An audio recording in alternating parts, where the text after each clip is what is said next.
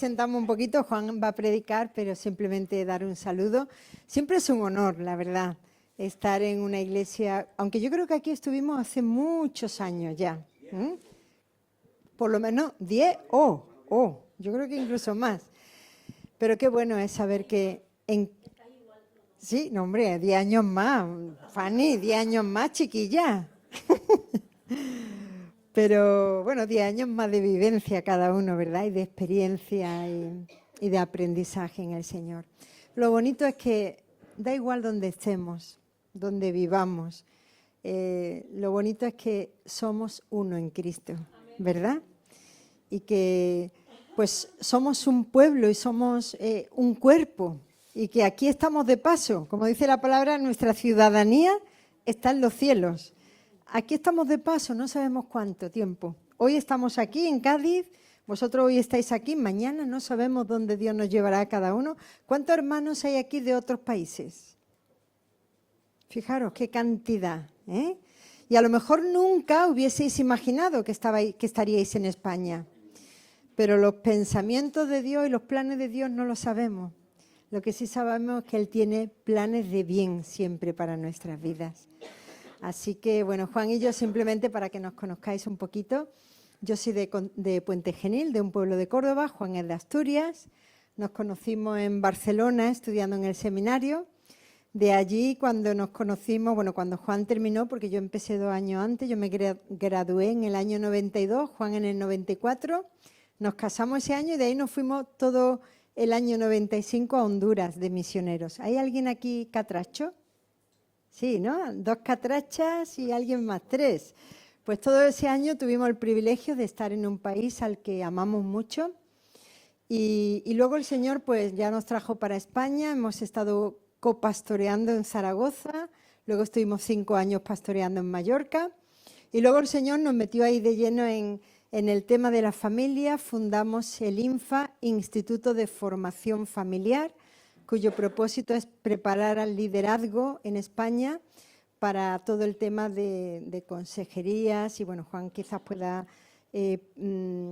explicar un poquito más, pero sobre todo cursos de formación para pastores y líderes en todo el tema de la familia, con los tiempos que corren hoy día, ¿verdad? En cuanto al tema de la familia. Entonces, el lema del ministerio en el que estamos es ayudar a formar y construir familias sólidas. Y es lo que más necesitamos hoy, porque al fin y al cabo, familias sólidas, ayer lo hablábamos en el retiro de matrimonios que tuvimos, familias, o mejor dicho, la grandeza de una iglesia va a estar en el hogar de sus familias, ¿verdad? Entonces, familias fuertes, iglesias fuertes. Ayer hablábamos de que no existen las familias ni los matrimonios perfectos, ¿verdad que no? Porque aquí todos estamos en el taller del Maestro. Y hasta que estemos con el Señor cara a cara, Él seguirá perfeccionando su obra en nosotros, para que su carácter se refleje en nuestras vidas. Así que eso nos ayuda a tener compasión unos con otros, porque aquí ninguno hemos llegado a la meta. Ninguno podemos decir que lo sabemos todo. ¿Qué va? ¿Qué va? Al contrario, cuanto más avanzamos en años, y 10 años más, Fanny, más cuenta te da de cuánto necesitamos a Dios. De que si no es por su gracia, de nada sirve, ¿verdad? Hay un equipo de personas que oran por nosotros y bueno, esta iglesia también queremos invitarla a que pueda orar porque nuestro ministerio es casi cada fin de semana estar en un lugar de España, a veces también por Latinoamérica, a veces por Estados Unidos, pero siempre con el mismo propósito, ayudar a construir, a formar y a construir familias sólidas en medio de esta sociedad líquida donde los valores están cambiando tanto, ¿verdad? Entonces, pero siempre pedimos que se ore por nosotros, si os acordáis, ¿verdad? Y queréis, por 3 P's. La primera es la presencia de Dios, porque ¿dónde vamos si no está la presencia de Dios? Uno puede hablar de conocimiento a lo mejor, teórico, pero si ahí no está el sello de Dios, eso no sirve para nada. Entonces, que la presencia de Dios, allá donde cada uno vayamos, esté en nuestras vidas. Y que cada uno podamos brillar para este mundo. Luego otro es la protección de Dios, porque sabemos que estamos en un ministerio y cada hijo de Él. Hay una guerra espiritual, somos el blanco del enemigo y hay ataques muy directos, sobre todo al tema de la identidad de género, que trabajamos mucho ese tema, sobre todo Juan, ¿verdad? Y luego, esa es la segunda P, y luego la otra P, que es la provisión de Dios, porque nosotros pues dependemos de lo que allá donde vayamos, pues también las ofrendas que nos dan y hermanos que creen en lo que hacemos y colaboran. Entonces, esas tres P, sobre todo la presencia de Dios. Qué importante, ¿verdad? Y hay un versículo que quisiera dejaros, que a mí me reta mucho ese versículo, que es 1 Corintios 15, 58, que dice: así que, hermanos míos, qué bonito eso lo dice Pablo, y qué bonito que somos hermanos. Eso quiere decir que tenemos el mismo Padre. Amén. Hermanos míos amados, estemos firmes, constantes y creciendo en la obra del Señor siempre. Qué bonito, ¿verdad? Y es un reto para ti y para mí. En medio de los tiempos, de las circunstancias personales de cada uno, sigamos firmes en Él, constantes en Él y creciendo, no en nosotros, sino en la obra del Señor. Y aquí a cada uno de los que estamos aquí, Dios nos ha dado un llamado. Estemos firmes, constantes y creciendo en Él. Y luego está la parte que no nos corresponde al Señor, a nosotros, sino que le corresponde al Señor. Y dice, sabiendo, es decir, teniendo la certeza de que nuestro trabajo, de que tu trabajo para el Señor no es en vano. Por tanto, un abrazo, unas puertas abiertas en tu casa, una palabra, una llamada, lo que sea, eso en el Señor no es en vano. Así que, hermanos, adelante. Los tiempos no son fáciles los que vivimos, pero tenemos mucho que hacer. Así que Dios nos ayude a cada uno donde estemos a estar firmes, a estar constantes y a estar creciendo en Él siempre. Y hemos puesto ahí unos libros que Juan y yo hemos escrito, que se me ha olvidado cogerlos, pero los quiero presentar y si alguien tiene luego interés en alguno, uno es Tu matrimonio sí importa. Ayer lo presentábamos en los matrimonios. Es un libro muy práctico para trabajar el matrimonio, pero no es un libro para leer, es un libro para trabajar y para practicar sobre todo. Luego está Tus hijos sí importa y es un libro muy interesante porque tiene 3 partes: recibiendo, modelando y enviando, porque nuestros hijos son mensajeros que vamos a enviar a un tiempo en el que nosotros no estaremos. ¿Qué mensaje le vamos a dejar? Nuestra vida en primer lugar. Nosotros somos la primera Biblia que nuestros hijos van a leer, sabiendo que ninguno somos perfectos, ¿verdad? Luego otro libro que hay ahí, Tu identidad sí importa, un libro para hombres, sobre la identidad del hombre, que yo siempre digo que toda mujer debemos de leer, porque nos va a ayudar mucho a ayudarlos a encontrar su auténtica identidad, ¿verdad? Luego está Homosexualidad, pastoral de la atracción al mismo sexo en estos tiempos que vivimos, un libro muy importante para poder entender el drama que muchas personas viven de atracción al mismo sexo, ¿verdad? Poder entender todos esos factores de riesgo. Y luego el último que Juan escribió también, Mundo volátil. Este aún ni ha salido en las librerías todavía. Mundo volátil, que es el mundo en el que vivimos, que describe la sociedad en la que estamos, de la incertidumbre a la esperanza. Porque hoy día hay poca esperanza en mucha gente. Pero nosotros, los cristianos, somos los que tenemos que levantar siempre la bandera, diciendo que la familia, tal y como Dios la instituyó, sigue siendo posible en medio de estos tiempos. Y que en medio de un mundo donde no hay esperanza, sí que hay esperanza en Cristo. Así que bueno, ahí están a disposición. Bueno, eso significa que me tengo que ir ya, ¿no, cariño? Pero si ya predicó, vamos con la segunda ahora. Vamos con la segunda predicación ahora. Bueno, también Fanny y el pastor, los pastores, tenemos un programa que sale todos los domingos que se llama Puerta. Yo no sé si tú alguna vez lo has enviado, Fanny, pero puede ser de aliento y de ánimo para los matrimonios. Si alguien lo quiere recibir, Fanny, vuestra pastora, lo recibe. Entonces, ya lo hablo con ella por si os lo quiere enviar, que puede ser también, son herramientas que están ahí a disposición para que las uséis. Que el Señor os bendiga, iglesia. Un abrazo. Es que ella se viene arriba, se viene arriba. Es ella. Bueno, queridos y queridas, qué privilegio en esta mañana, ¿verdad?, tener el libro. Bueno, acá ahora uno tiene el libro, otro tiene el celular, otro la tablet, ¿verdad? Pero el otro día alguien me decía, pero ustedes todavía creen en la Biblia. Dios mío, pero si ese es un libro anacrónico, desfasado, pasado de moda, ¿quién creía en todas esas cosas, no? Y yo recordaba las palabras de alguien que un día me dijo, Dios mío, con tanta claridad, y alguien me dijo, mira, la Biblia no es un libro antiguo, pero la Biblia tampoco es un libro moderno. Y me dijo, la Biblia, simple y llanamente, es un libro eterno.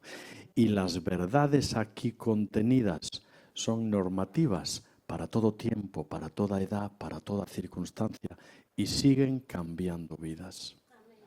Cuando yo me convierto a la edad de 26 años, después de una vida muy complicada en la droga y muchas historias por ahí, una viejita misionera me regala bordado con mucho amor un cuadrito en el que estaba escrito 2 de Corintios 5:17, porque si alguno está en Cristo, nueva criatura es.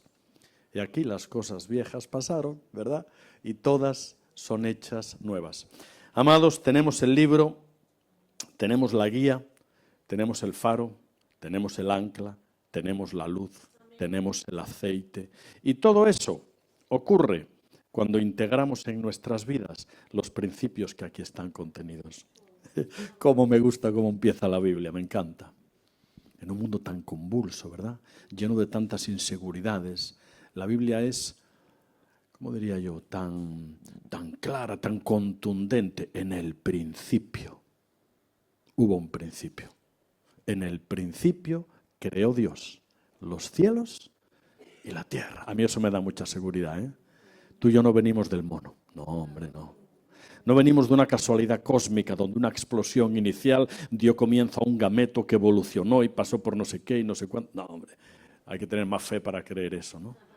Hay que tener más fe para creer eso que creer la idea de un diseño inteligente, donde un Dios creador nos creó a ti y a mí como el poema de la creación. Y eso es una palabra que está sacada de ahí del Nuevo Testamento, cuando Dios habla de que nosotros somos la obra maestra de Dios, ¿no? El poema último de Dios. Hombre, eso nos da mucha seguridad. Nos da mucha seguridad de que somos amados, aceptados, ¿no? Dice que un día había un señor teletrabajando, ahora que se populariza el teletrabajo y todo eso. Y el hombre tenía a su niña pequeñita allí jugando con él y andaba molestándole. Y el pobre hombre tenía que terminar un trabajo y dice, Dios mío, ¿cómo me las voy a arreglar para acabar el trabajo y no sé, entretener a la niña con algo? Total, que el hombre agarra un revistero y lo abre, y al abrirlo ve de esos mapas mundi que había antes, 2 hemisferios, ¿te acuerdas? Hemisferio derecho, hemisferio izquierdo, el mapa del mundo, ¿no? Y dice el papi, ya sé lo que voy a hacer, voy a cortar en 60 o 70 trocitos este mapa mundi, se lo doy a la niña y le digo, mira hija, un rompecabezas, un puzzle, venga, a ver si lo armas. Dice, seguro que la tengo entretenida 1 hora por lo menos, ¿no? Total, que el hombre corta 50, 60 trocitos aquel mapa del mundo y se lo da a la niña. Hija, mira, un puzzle, venga, ala. Oye, a los 20 minutos la niña llega con aquello pegadito, arreglado, y el padre sorprendido le dice, hombre, ya sé que eres hija mía, pero ¿cómo lograste armar tan rápido el puzzle? Y la niña, con esa locuacidad que a veces tienen los niños, la niña le dice, papi, yo no sé lo que tú estabas viendo, yo por detrás lo que veía era una familia, yo simplemente me entretuve en componer a la familia y luego le di la vuelta, porque para arreglar el mundo hay que empezar primero por la familia, porque la familia se constituye en nuestro primer nido social de referencia. La familia se constituye en aquel lugar que nos da sentido de identidad, de arraigo, de pertenencia. Y la familia de la Iglesia tiene tantas analogías con la familia de la sangre, ¿no? y amigo hay unido más que un hermano, habla la palabra. Por eso la familia es tan importante para Dios. Por eso la Biblia, amados, hay que entenderla e interpretarla y vivirla en clave familiar. Claro, porque la familia es el primer banco de pruebas de la autenticidad o no de nuestro cristianismo. Es decir, lo que aquí se canta, se ora, se lee y se predica, tiene que tener su primera aplicación en nuestro primer sistema social de relaciones, que es la familia. Si no, nos sirve. Oye, porque al culto, no sé, de pronto con alguna excepción, ¿no? Pero venimos arregladitos, duchaditos, perfumaditos, aleluya, gloria a Dios, ¿verdad? Aquí la cosa fluye, ¿no? Pero la realidad cotidiana de tu historia y la mía no se vivencia aquí. Se vivencia cuando, traspasando las puertas del templo, llegamos a la realidad cotidiana de nuestro día a día, en el entorno de nuestra familia, de nuestra historia. Sea tu familia la que sea, ¿eh?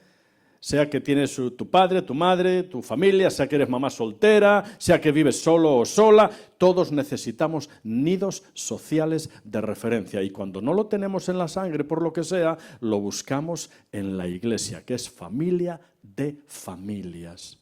Qué importante eso, ¿verdad? Entonces, en la familia tenemos que vivenciar todo lo que aquí se ora y se lee. Alguien dijo por ahí que mucha gente tiene bulimia espiritual.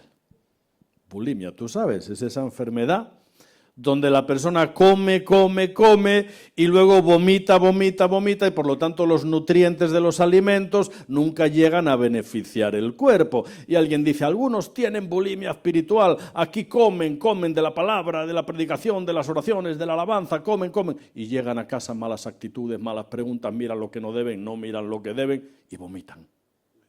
Vomitan lo recibido aquí. Ya sé que tú y yo no, pues tú y yo tenemos que ser íntegros. La integridad es un valor en alza hoy en día. Vivimos en lo que se llama la época de la posverdad. Hemos rebasado la verdad como concepto absoluto y cada uno cree lo que bien le parece. Como si en la moderna época de los jueces se tratara, donde no había autoridad, rey ni gobierno y cada uno hacía, ¿verdad?, lo que bien le parecía. Hace muchos años, bajo la depresión americana, ya por 1920, un pastor muy pobrecito llegó a un pueblo miserable en el sur de Estados Unidos, ¿no? Y el hombre no tenía casi para comer y llegaba para pastorear una pequeña congregación ahí en un pueblito. Y de pronto se sube al autobús y le da al revisor un billete de $5. Y el revisor le devuelve $9. Y el hombre recoge la vuelta y cuando se sienta se da cuenta de que el revisor le devolvió $9 y espiritualizando el error dice, ¡ay, aleluya, el Señor me ha provisto, ahora tengo lo suficiente! Ahora, y luego se dio cuenta y dice, ¡ay, no, pero si este señor se equivocó y luego le van a rendir cuentas a él! Dice, no, yo tengo que ir y decirle que se equivocó. Total, que el pastor va donde el chofer y le dice, mire, que yo le di un billete de 5, usted me devolvió la vuelta como si le hubiera dado un billete de 10, se equivocó. Y el chofer con una sonrisa le dice, ¿cómo está, pastor? Yo sabía que usted es el pastor que viene a la iglesia. Llevo un año sin ir y quise ponerle a prueba para saber si usted guardaba su integridad. Felicidades, pastor, nos vemos el domingo. Y el tipo tragó saliva y se fue avergonzado y sudando. Dios mío, por un puñadito de dólares he estado a punto de vender mi integridad, mi honor, todo aquello que nos tiene que distinguir de una sociedad en la que prima la falsedad, la fachada, la mentira, la calumnia, pero no así tú y yo, que somos hijos del Rey y tenemos la verdad con mayúscula, que para nosotros no representa valores, normas, que por supuesto que sí, pero que sobre todo representa a una persona. Jesucristo como el camino, como la verdad y como la vida. Ese camino, esa verdad y esa vida que en esta sociedad tan complicada tú y yo tenemos que seguir llevando adelante con toda la integridad de la que seamos posible. ¿Lo vamos a conseguir tiempo? No, hombre, tranquilo, digo siempre, ¿lo vamos a conseguir? No lo vamos a conseguir siempre. Ya te lo digo yo, a veces caemos, a veces tropezamos. Dios no completó su obra todavía en nosotros. Por eso andamos en el camino, ¿verdad? Salmo 101, verso 6, dice, Mis ojos pondré, qué bonito, ¿eh? Mis ojos pondré en los fieles de la tierra. Eso somos tú y yo, ¿eh? El que ande en el camino de la perfección, este me servirá. Ninguno llegó, ahí andamos, y en el camino a veces tropezamos, a veces hasta caemos. Y a Dios no le importa tanto si te caes o no, que claro, al final, claro que le importa, sobre todo le importa que te levantes, te sacudas el polvo, aprendas del error cometido y continúes adelante en el camino de la santidad, permitiendo como olivo verde, dice Salmo 52, mas yo como olivo verde estoy en la casa del Señor, permitiendo que Él moldee sus ramas y el barro de nuestra personalidad conforme a su imagen, a la que Él tiene para ti y para mí, porque acuérdate que Dios no hace producciones en serie, cada pieza es única con el valor de lo irrepetible, ¿no? Eso es grande, eso es hermoso, eso nos da tanta seguridad, ¿verdad? Por eso la Biblia hay que vivenciarla en primer lugar en clave familiar, en nuestra historia, en nuestro primer nido social de referencia, que es la familia. Qué importante, ¿verdad? Amarás a Dios sobre todas las cosas y al prójimo como a ti mismo. Y tenemos tendencia a pensar que de pronto el prójimo es el hermano que tenemos al lado en la iglesia. No, tu prójimo es tu próximo, aquel con quien pasas más tiempo cada día. Entonces amarás a Dios sobre todas las cosas y a los miembros de tu familia como a ti mismo, porque esos son tus primeros prójimos. Y claro, lo que no sirve en nuestro hogar, no sirve fuera de nuestro hogar. No exportemos fuera del hogar lo que no vivimos en el hogar. Y yo sé que en el hogar de pronto nos salen a veces las peores actitudes, porque el niño inmaduro que todos llevamos dentro tiene tendencia a tomar control, ¿dónde? ¿De la iglesia, del trabajo? No, ahí parece que damos la fachada, la pinta, no. El niño inmaduro que todos llevamos dentro tiene tendencia a tomar control de las relaciones familiares, de nuestras primeras relaciones, ¿no? Por eso en Corintios 13, el capítulo que nos habla del amor, dice por ahí abajo, cuando era niño, hablaba como niño, pensaba como niño, mas cuando fui hombre dejé a un lado lo que es de niño.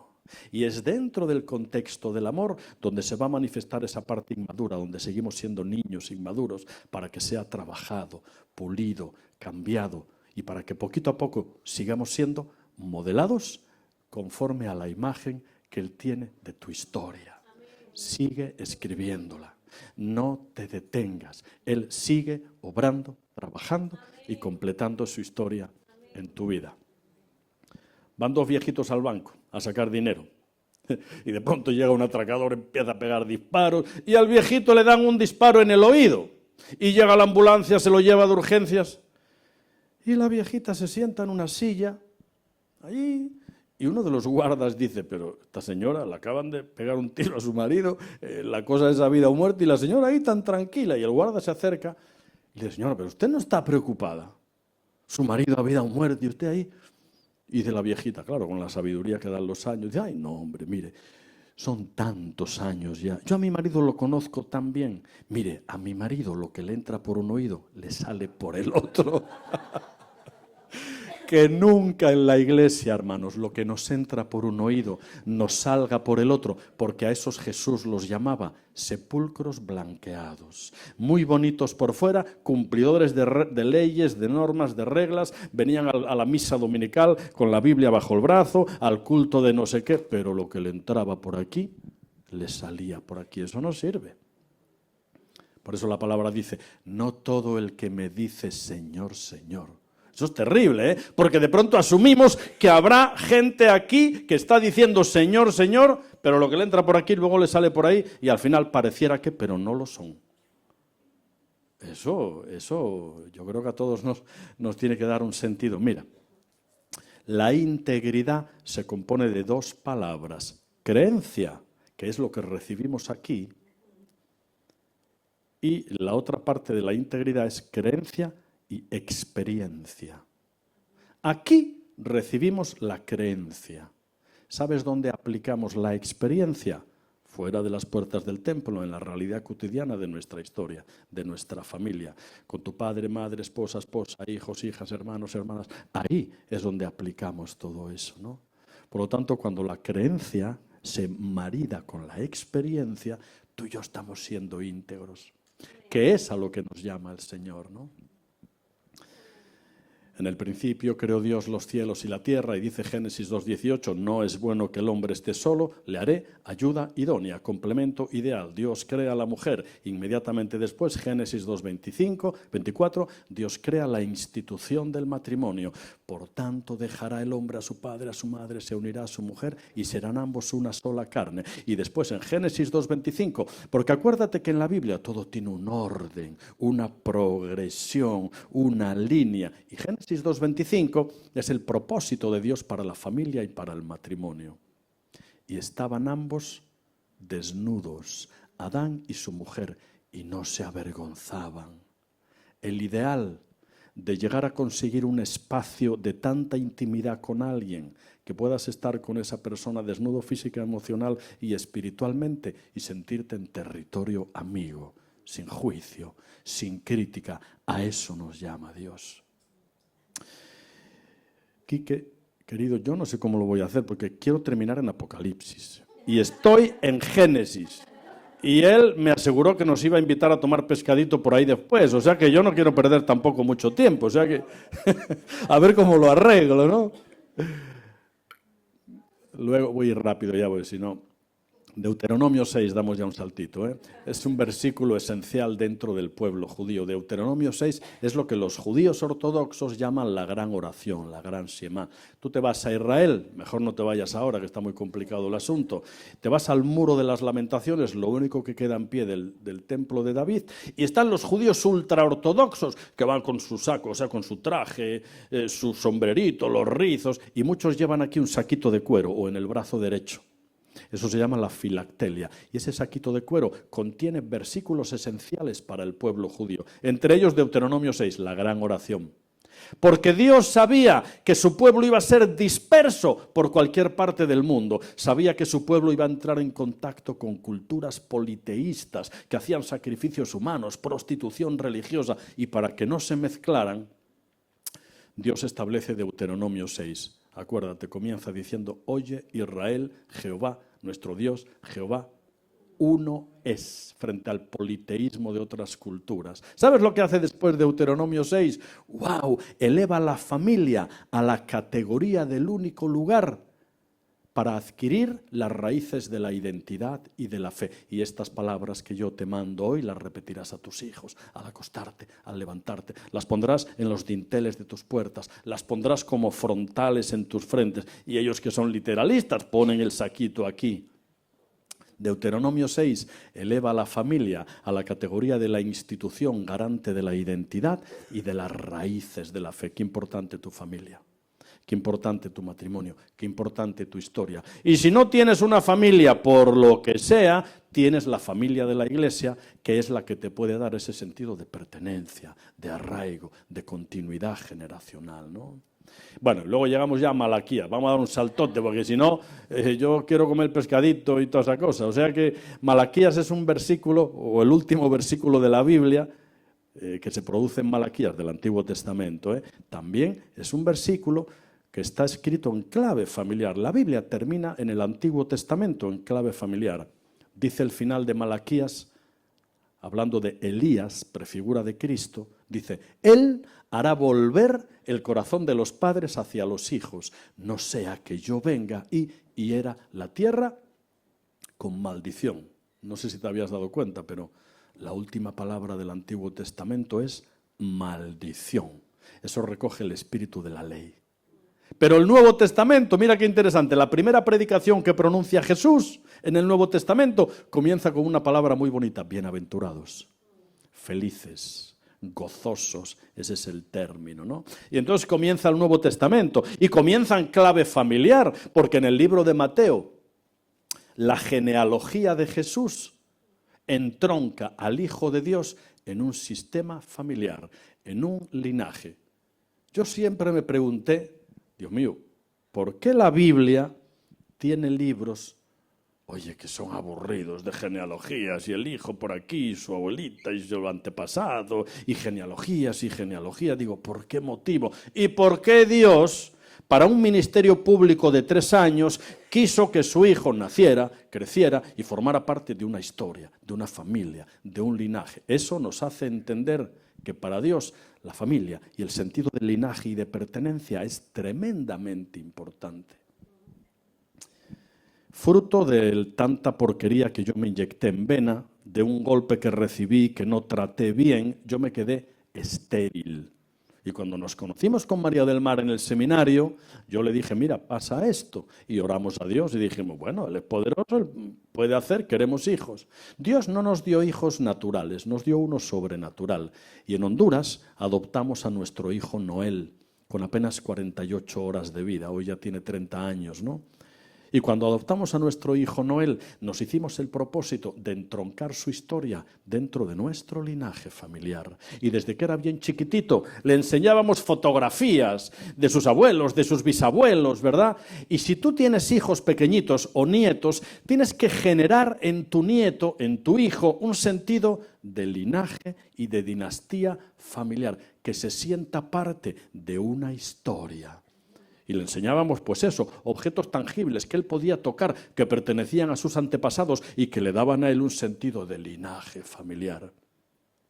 Yo crecí allá en mi querida Asturias, en una casa muy grandota con mi abuela, mi bisabuela y mi tía bisabuela. Mi padre, el hombre, entre la esposa, la suegra, la otra, estaba el pobre ahí, recluidito, ¿no? Y mi bisabuela, le decíamos huelita, en Asturias al abuelo le dicen huelito y huelita. Pues huelita, mi bisabuela, era una mujer muy afable, ¿no? Ella cantaba y cocinaba, murió a sus 90 años. Y todas las mañanas, huelita, mi bisabuela, tomaba un molinillo, de esos que hoy los compras por ahí como si fueran una antigüedad, ¿no? De esos que abrías la cajuelita, metías el granito de café y empezaba a moler. Tengo ese sonido aquí, de mi bisabuela todas las mañanas moliendo café.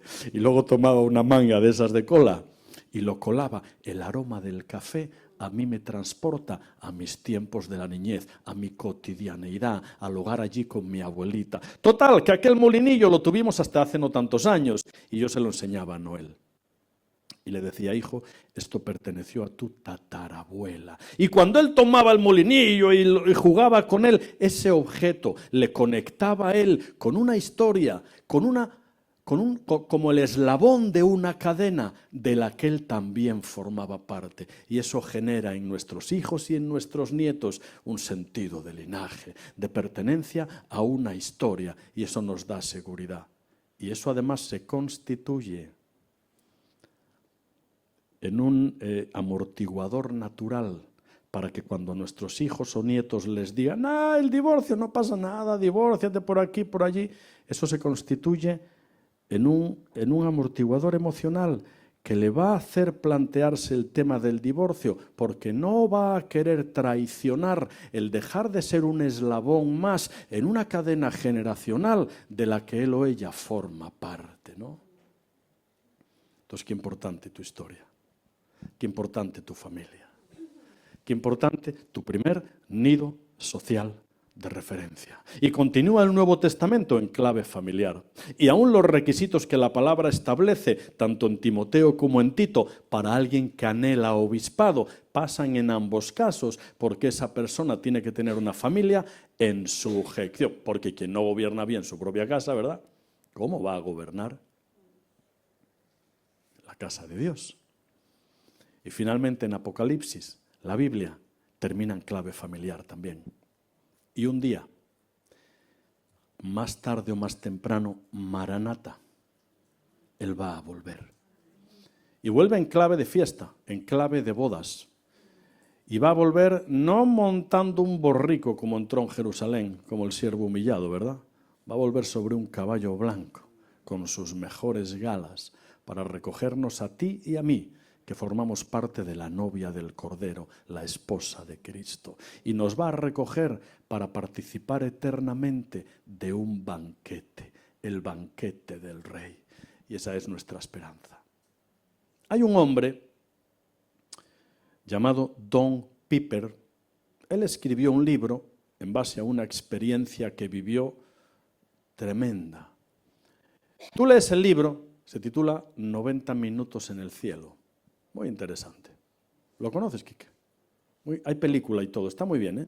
90 minutos en el cielo. Narra la historia del pastor bautista allá en Estados Unidos, que de pronto un domingo en la noche regresaba de una convención bautista y en su automóvil empieza a llover, una tormenta, y en un pueblecito, subiendo un túnel entre la oscuridad y la tormenta, no vio que el semáforo estaba en rojo.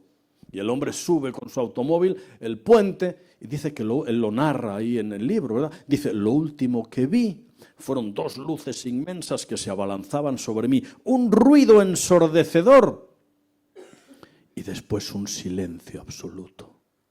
Y él dice en el libro, de pronto yo siento como mi alma, mi espíritu sale de mi cuerpo. Y veo el coche, el amasijo de hierros en los que quedó convertido mi coche tras chocar con el camión que le vino de frente. Dice, y como si de un dron se tratara, siento como mi espíritu se eleva y veo el puente, veo el pueblo, veo la comarca y sigo subiendo. Y él lo cuenta en el libro. Dice, y finalmente llego a las puertas de la Nueva Jerusalén y veo 12 puertas, cada una con cimientos de toda suerte de piedras preciosas. Y una de las puertas estaba abierta. Y allí estaban los seres que influenciaron mi historia y que son del Señor, con vestiduras blancas, tendiéndome la mano, invitándome a entrar. Y él cuenta en el libro y dice, de pronto yo llego y cuando entro en la Nueva Jerusalén tengo miedo de andar, tan resplandecientes son las calles de oro que temo resbalar al ir por ellas. Y él cuenta, de pronto empiezo a escuchar alabanzas en todos los idiomas del mundo. Y no sé cómo, pero yo los entendía todos. Y dice, tomado de la mano de mis seres queridos, comenzamos a remontar esas calles de oro hacia un recodo del que sale una luz resplandeciente. Y vamos caminando y de pronto me llega un viento que no eran sino las alas de los arcángeles, máximo rango celestial, que tras el trono del Cordero le dan gloria y honra. Dice, y cuando estoy a punto de verme cara a cara en el trono del Cordero, un pitido agudo y discontinuo me despierta en una sala de hospital con tubos conectado a un monitor. Había vuelto a la vida. Y cuando el tipo se despierta, dice, Dios mío, pero ¿qué hago aquí? Y su mujer que estaba allá, ay cariño, has despertado del coma, por fin. Y él mira a su mujer y dice, no, pero yo no quiero estar aquí. Su mujer, pero ¿cómo? Que soy tu mujer. Pero, claro, ¿quién después de haber gustado un poquitito de lo que nos aguarda para la eternidad, quiere volver a este valle de lágrimas, ¿no? Pero ese es el final de nuestra historia. Porque el final de tu historia y de la mía está escrita con hilos de oro que nadie puede romper. Y hay un futuro glorioso que nos aguarda un día al lado de nuestro Señor en los banquetes o en la boda del Cordero, donde disfrutaremos eternamente del premio que nos ha sido otorgado por permanecer fieles hasta el final.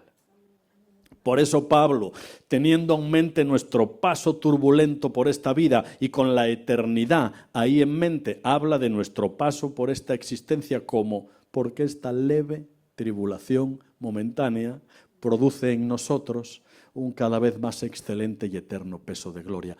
No mirando nosotros las cosas que se ven, porque si tú miras el telediario todos los días, eres candidato a una depresión. Porque todo es negativo, entre guerras, desastres naturales, todo eso es terrible. Entonces, no mirando, la idea de no mirando es no poniendo nosotros la esperanza en las cosas que se ven, que son temporales, sino en las que no se ven, que son las que están escritas aquí. Son las que tienen carácter y valor de eternidad. Y en ellas tenemos que aprender, ¿verdad?, a permanecer. ¿Tú te acuerdas de Marta y María? Resulta que Jesús llegaba ahí a comer. Y claro, la hospitalidad judía exigía que al invitado máximos honores. Bueno, al invitado había que perfumarlo con aceite aromático a la entrada, había que lavarle los pies, había que arreglar la casa, los reclinatorios, evidentemente la comida. Dios mío, alguien tenía que hacer eso. ¿Tú crees que lo que hacía Marta era malo? No, hombre, es que era bueno. Era bueno, alguien tenía que hacer eso. ¿Sabes el problema? Que las personas que no son cristianas tienen que escoger entre lo malo y lo bueno. Tú y yo no. Tú y yo tenemos el listón un poquitito más alto. Tú y yo tenemos que escoger entre lo bueno y lo mejor. Lo que hacía Marta era bueno, pero no era lo mejor. ¿Sabes quién hacía lo mejor, verdad? María. Porque no hay lugar más alto ni más grande que estar a sus pies. Y ella había escogido la parte mejor. ¿Tú te acuerdas en Israel, el antiguo tabernáculo? Cuando el templo no estaba permanentemente, el tabernáculo era como una tienda de campaña que había que montar, desmontar, y la tienda tenía dos partes bien diferenciadas, lugar santo y lugar santísimo. Y ambas estaban separadas por una cortina inmensa, bordada en oro y grana, con dos arcángeles, máximo rango celestial, que con las alas abiertas custodiaban la entrada del lugar santo al lugar santísimo, donde había el arca del pacto, simbolizando la misma presencia de Dios. Fíjate que el lugar santo es tipo de vida de la iglesia. Si te acuerdas, en el lugar santo había un pequeño altar sobre el que continuamente se quemaba incienso, que es comparado en el Nuevo Testamento a la vida de oración de los santos. Luego en el mismo lugar santo había una mesa con 12 panes, uno por cada pueblo de Israel, simbolizando la comunión a la que Dios nos llama. Y luego había un candelabro, la menorá, 38 kilos de oro puro labrado a mano, simbolizando a Cristo como la luz, como la guía. Es tipo de la iglesia el lugar santo. ¿Tú crees que el lugar santo es bueno? Sí, pero te digo algo, no es lo mejor. Es decir, si el único momento en el que tú abres la Biblia, lees o oras, es aquí en el lugar santo, mal asunto. Es bueno venir a la iglesia, hay que venir a la iglesia, pero lo mejor se encuentra en tu aposento privado, cuando entras, traspasando el velo, ese que se rompe cuando Cristo muere, y todos somos hechos sumos sacerdotes con pleno derecho a entrar al lugar de su presencia. Cuando entramos ahí, eso es lo que realmente cuenta. Entrar a la presencia de Dios. ¿Cuándo? Ya te digo yo, cada día. Porque cada día cuando sales al desierto de este mundo, tú eres tentado. Y si no estás revestido con la armadura de Efesios, cuya armadura no se puede obtener si no estamos en la presencia de Dios, de poco sirve que vengamos con la Biblia bajo el brazo, al culto dominical, a la reunión de no sé qué. De poco sirve. Es en su presencia y diariamente que podemos ser revestidos con la armadura necesaria para evitar los dardos de fuego del maligno. Y esa es la realidad, la de tu historia y la de la mía. Ya voy a terminar. ¿Te acuerdas de la parábola de las 10 vírgenes, verdad? Siempre en el contexto de las bodas del Cordero. Y entonces había 5 prudentes y 5 insensatas. Y de pronto las imprudentes, como ven que su lamparita se apaga y no tenían repuesto, van y le piden a las prudentes. Y ellas muy prudentemente les dicen, no, hija, más bien id vosotras a comprar, no sea que nos quedemos sin aceite tanto unas como otras. Y de la que las imprudentes van a comprar el repuesto de aceite, el novio abre las puertas, manda pasar a los que estaban allí esperando y cierra las puertas. Y cuando llegan las imprudentes con el repuesto de aceite, se quedaron sin entrar. ¿Tú crees que al principio de la parábola las 10 vírgenes tenían luz en la lámpara al principio? Ay, sí, claro. Al principio las 10 tenían luz. ¿Sabes por qué? Porque la luz en tu lámpara y la mía es aquello que Dios nos otorga de forma gratuita por el privilegio de su sola gracia. Nos es otorgada la luz de forma gratuita. Pero el mantenimiento necesario para que la lámpara no se apague es tu responsabilidad. Y no podemos vivir de historias pasadas. Y no podemos vivir, a Dios no le gusta el pan recalentado, Él quiere que cada día acudamos a su presencia. ¿Te acuerdas del maná? Y el maná tenían que recogerlo cada día en el peregrinaje por el desierto, porque si pretendían recoger para mañana, aquello criaba gusanos.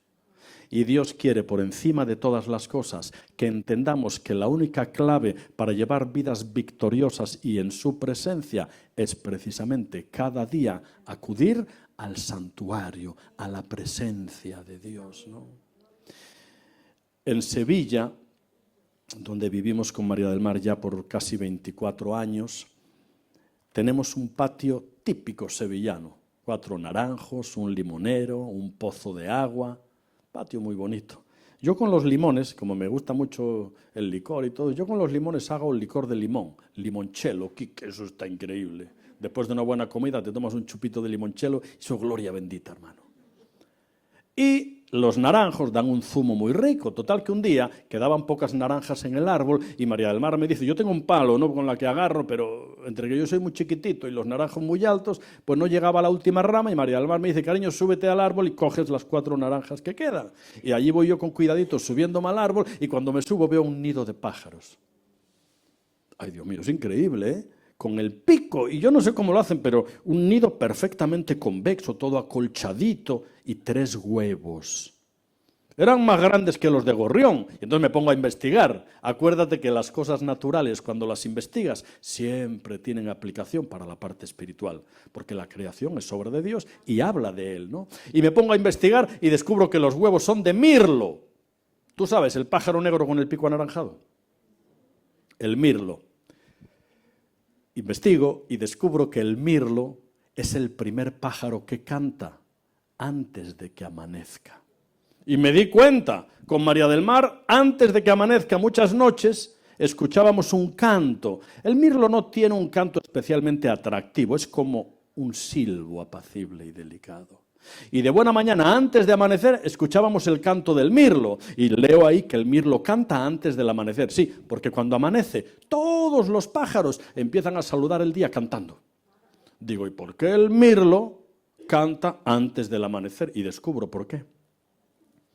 Como cuando amanece todo el resto de los pájaros empiezan a cantar, y como el mirlo no tiene un canto ni una voz especialmente potente, antes de que otras voces ahoguen la suya propia, él canta primero. Y Dios habló a mi corazón y me hizo entender cada mañana, antes de que otras voces, aún ministeriales, ahoguen la mía, escucha mi voz primero. Y todos los días tengo el alto privilegio de prepararme mi cafecito 100% Arábica Colombia. También utilizo el indio de Honduras de vez en cuando, ¿no?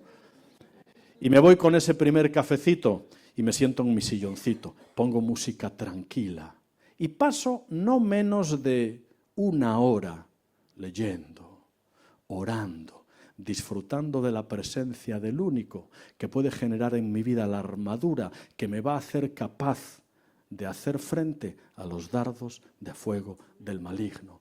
Y cuando entendemos este secreto que es tan sencillo, entendemos el corazón de la vida cristiana. Es estar en su presencia. Y no olvidarnos que separados de Él, nada podemos hacer. Así que, amados, adelante. Cuando llegues a tu hogar, a la realidad cotidiana de tu historia y de tu día a día, nunca te olvides de que lo primero que hay que hacer cada día, antes de escuchar otras voces, es escuchar la suya propia. Porque dice la palabra que si la raíz es santa, también lo son las ramas. Y que si las primicias son santas, también lo es la masa restante. Por lo tanto, consideremos un alto privilegio el tener la oportunidad de cada día acudir a su presencia para recibir lo mejor de parte de nuestro Dios.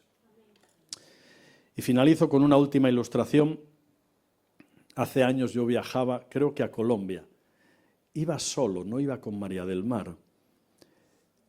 Y recuerdo que en la noche, cuando vas en avión, a no ser que vayas en primera, que no era el caso, dormir cuesta un ratito, ¿eh? Cuando tienes 12 horas por ahí por delante, bueno, te pones para un lado, para otro, y entras en ese estado de duermevela en el que te quedas ahí. Y en medio de la noche yo tenía delante mío un papá y un niño que eran judíos, porque tenían la kipa esa aquí, en la coronilla, ¿verdad? Y bueno, llega la noche, nos ponemos ahí a medio dormir, y fíjate, de pronto escucho Abba. Y me quedo un poco así y vuelvo a escuchar Abba. Y digo, el Señor me está hablando. Y claro, cuando acabo de despertarme, lo que veo es al niño judío llamando a su papá, a su Abba. Y el niño judío, Abba, Abba. Se ve que el muchachito había tenido una pesadilla. Y entonces su Abba, su papá, se despierta, lo toma en sus brazos y empieza a cantarle una nana en hebreo. ¡Wow! A 10.000 metros de altura, 4 de la mañana, hasta yo casi me duermo también. Y cuando el papi, el Abba, está con su niño, meciéndolo entre sus brazos tiernamente, a mi mente vinieron las palabras del Salmo 42, verso 6 por ahí. Porque de día mandará Jehová su misericordia y de noche su cántico y su oración estarán conmigo.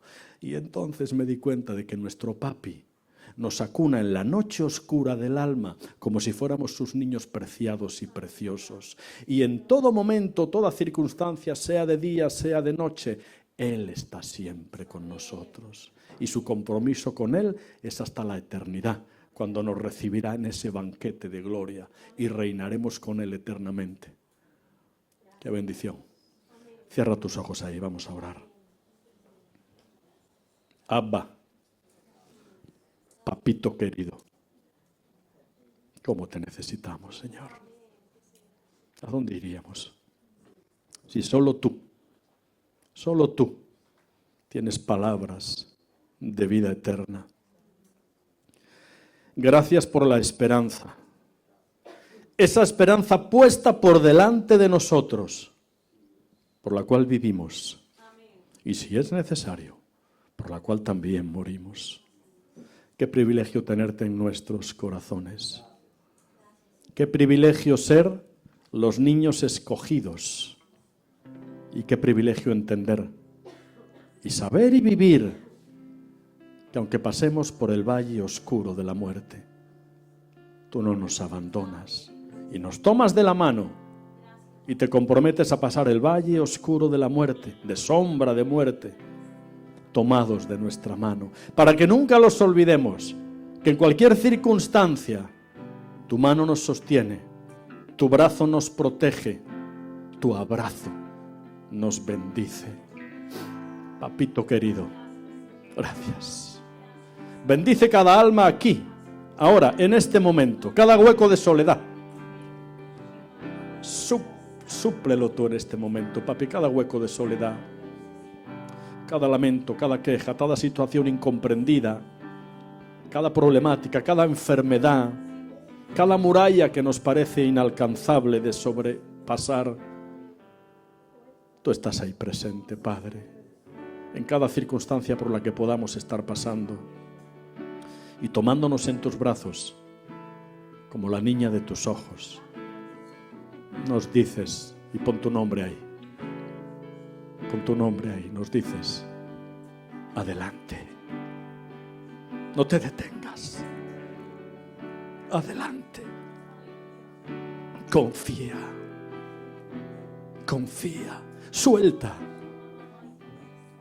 tus cargas, suelta tu frustración, suelta tu dolor, que yo lo llevo. Yo me encargo.